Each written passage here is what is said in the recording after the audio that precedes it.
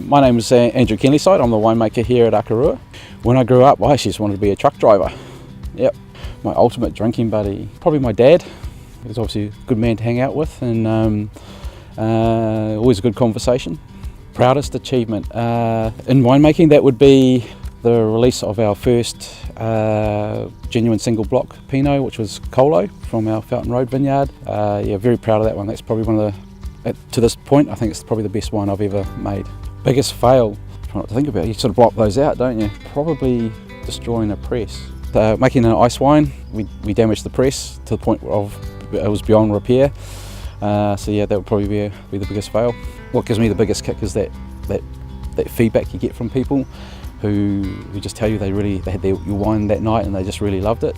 That means more than any sort of accolades or anything like that.